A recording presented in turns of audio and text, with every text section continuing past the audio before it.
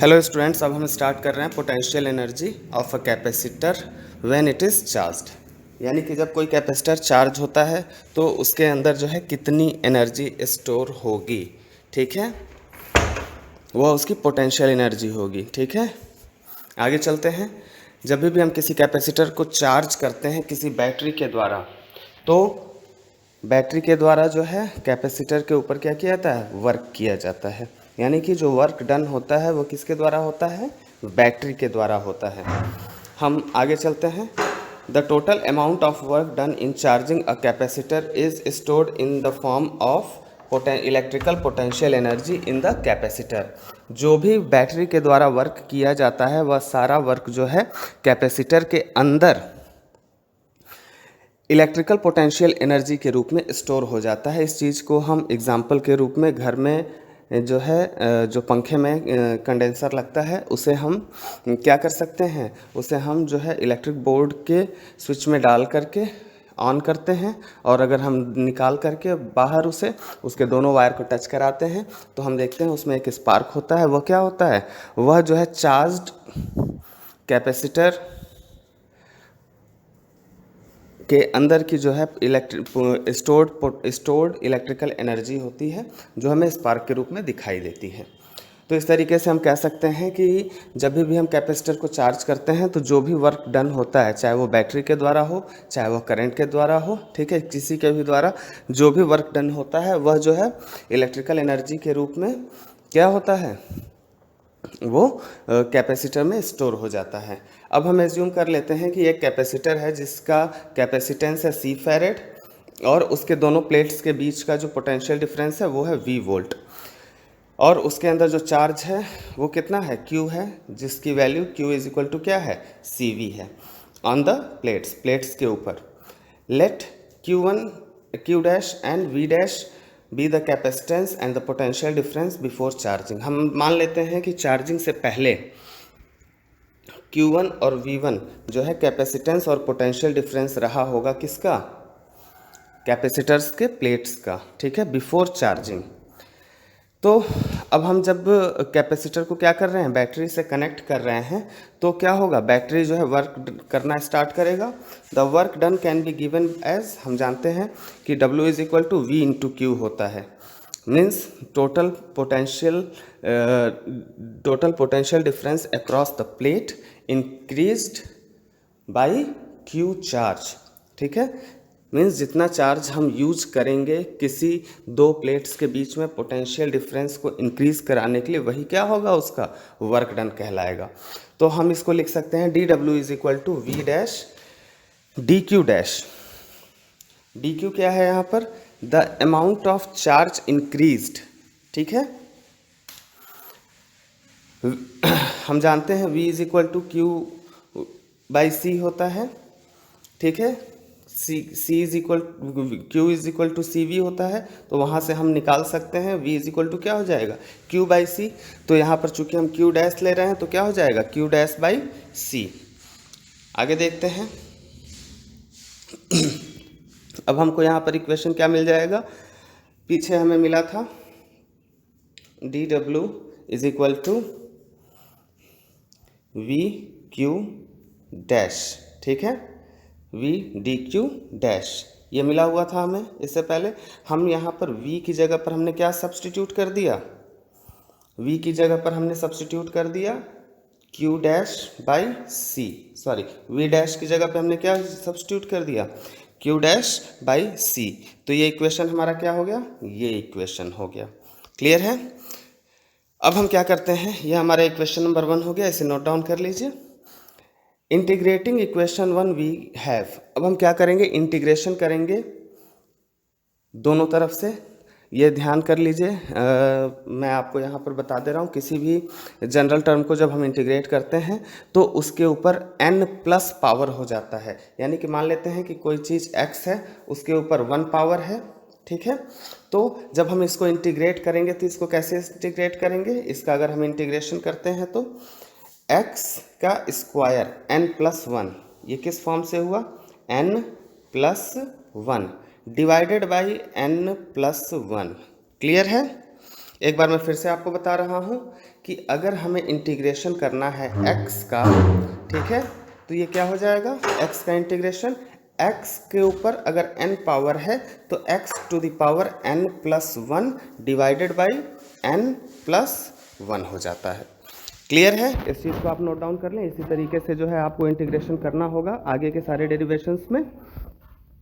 तो यहाँ पर क्या हो जा रहा है, integration of D W is equal to integration 0 to Q. 0 to Q क्यों हमने लिया है, क्योंकि शुरुआत में हमने जो है ये एज्यूम किया हुआ है कि जो चार्ज है, जो कैपेसिटर है, वो चार्ज होने पर टोटल उसके ऊपर क्यू चार्ज होता है। तो हम ये मान लेते हैं कि पहले उसके ऊपर चार्ज 0 था और फाइनल यानी कि लोअर लिमिट जो हमारी है वो 0 है और जो लास्ट लिमिट है वो हमारी क्या है, क्यू है।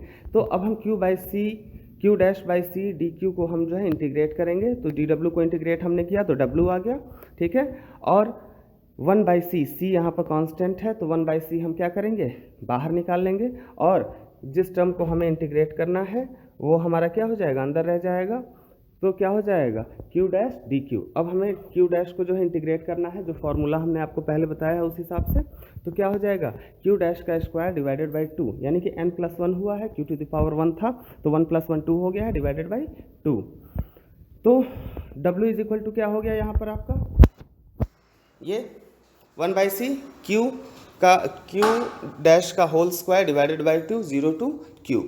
तो नेक्स्ट लाइन में हम देखेंगे यहाँ पर w इज इक्वल टू क्या हो जाएगा, 1/c is equal to Q square by 2, यानी कि n+1 बाई n+1। तो q का स्क्वायर बाई 2 हो गया। और अब हम क्या करेंगे, 0 वैल्यू रखेंगे। q की जगह पे जब हम 0 रखेंगे तो उसकी वैल्यू 0 हो जाएगी, इसलिए उसे हम नहीं लेंगे। तो नेक्स्ट हम क्या यूज़ करेंगे, q यूज़ करेंगे। तो क्या हो जाएगा, क्यू स्क्वायर बाई 2। तो इससे हम लिख सकते हैं w equal to 1/2 Q square by C. अब हम जो है q की जगह पर हम सी भी रख सकते हैं, तो सी स्क्वायर वी स्क्वायर हो जाएगा। यहाँ पर आप देख लीजिए, तो क्या हो गया, सी से सी कट गया तो क्या हो जाएगा, हाफ सी वी स्क्वायर। उसी तरीके से जब हाफ सी वी स्क्वायर हमको मिल गया तो हम वी की जगह पर क्यू बाई सी रख सकते हैं, ठीक है। तो क्या हो जाएगा उससे, ये आपको सी वी स्क्वायर मिल गया।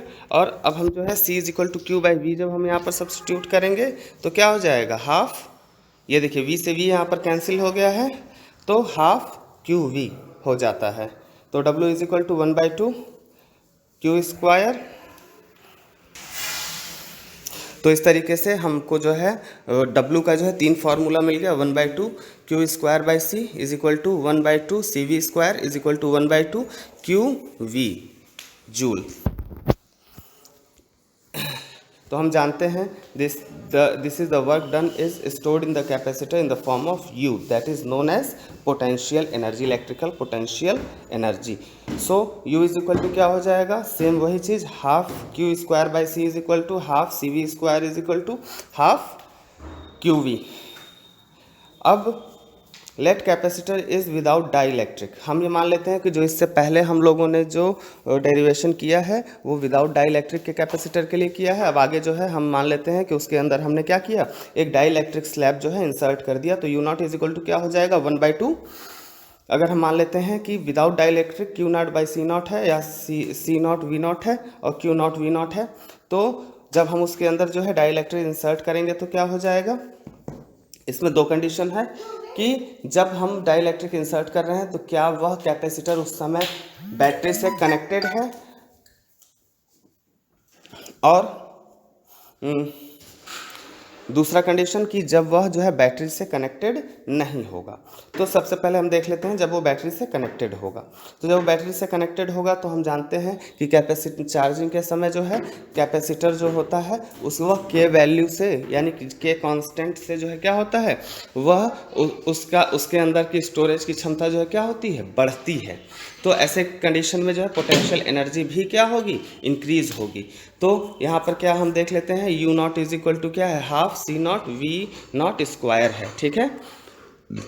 तो C की वैल्यू जो है K टर्म से बढ़ जाएगी तो क्या हो जाएगा, U0 K, यानी कि जब हम बैटरी कनेक्टेड है और उसके अंदर डाइलेक्ट्रिक स्लैब डालेंगे तो उसकी पोटेंशियल एनर्जी इंक्रीज़ करेगी। वही चीज़ यहाँ पर हम देख लेते हैं, जब बैटरी डिस्कनेक्टेड है और उसके अंदर हम डाइलेक्ट्रिक स्लैब इंसर्ट कर रहे हैं तो U naught is equal to क्या हो जाएगा, half Q naught square by C naught. तो सी नॉट क्या हो जाएगा, सी नॉट के हो जाएगा, तो इसकी वैल्यू क्या बन जाएगी, यू नॉट बाई के। यानी कि यू जो है डिवाइड हो रहा है के टर्म से, तो के टर्म से डिवाइड होने का मतलब क्या हो गया कि पोटेंशियल एनर्जी डिक्रीज करेगी। और ऊपर वाले में क्या था, यू नॉट जो है कैसे मल्टीप्लाई हो रहा है, यानी कि क्या हो रहा है कि उसकी एनर्जी जो है इंक्रीज हो रही है। क्लियर है। नेक्स्ट पॉइंट है energy density in the electric field between the plates.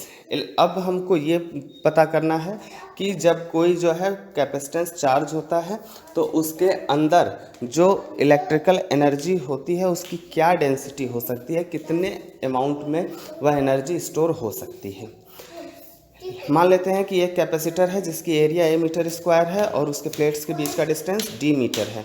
तो हम जानते हैं कि C is equal to epsilon naught A by D होता है। इसको हमने इक्वेशन नंबर 1 ले लिया है। ये भी हमने अभी निकाला है कि U is equal to half C V square होता है। इसको हमने इक्वेशन नंबर 2 ले लिया है। अब हम क्या करते हैं, सब्स्टिट्यूटिंग इक्वेशन 1 इन इक्वेशन 2। अब हम यहाँ पर C की वैल्यू जो है, इस C की वैल्यू जो है हम क्या करेंगे, इस C पर सब्स्टिट्यूट करेंगे। क्लियर है। तो सब्स्टिट्यूट करने पर हमें क्या मिला, U is equal to half epsilon naught A by D V square. ठीक है।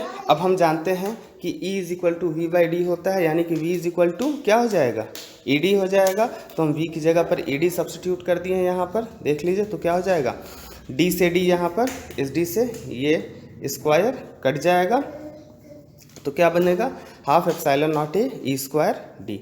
इसको हमने जो है ऐसे अलग अलग करके लिख लिया है। ए डी को हमने अलग इसलिए किया है क्योंकि जब भी हम डेंसिटी की बात करते हैं तो पर यूनिट वॉल्यूम, कोई भी चीज़ है जो किसी चीज़ में पर यूनिट वॉल्यूम या पर यूनिट एरिया में हम निकालते हैं तो उसे हम क्या कहते हैं, उसे हम डेंसिटी कहते हैं। तो यहाँ पर एनर्जी डेंसिटी निकालना है तो यहाँ पर हम वॉल्यूम यूज़ करेंगे, यानी कि एरिया इंटू डिस्टेंस। तो अगर हम एरिया इंटू डिस्टेंस का ये जो पॉइंट है, अगर हम इसे उठा करके यू की तरफ ले आते हैं तो क्या बन जाएगा, U by A D. U by A D is equal to क्या हो जाएगा, half epsilon naught E square. तो अब यहाँ पर देखिए आपके लिए हमने एक चीज़ लिखा है, total energy divided by total area into total distance is equal to energy per unit area, that is equal to energy density small U से इसे डिनोट करते हैं। तो small U is equal to क्या हो जाएगा, कैपिटल यू, यानी total energy divided by total area into total distance, that is equal to half epsilon naught E square. When dielectric is inserted, जब इसके अंदर हम डाइलेक्ट्रिक इंसर्ट करते हैं तो एनर्जी डेंसिटी क्या हो जाएगा, U is equal to half K epsilon naught E square. ये आपका चैप्टर यहाँ पर जो है समाप्त होता है। इसके बाद सिर्फ एक पॉइंट है, वेन डी ग्राफ जनरेटर, जिसका जो है मैं नोट्स बना करके अपलोड कर दूँगा, उसे आप नोट डाउन कर लेंगे और फिर मैं उसे एक बार जो है रिवाइज़ करा दूँगा आपको।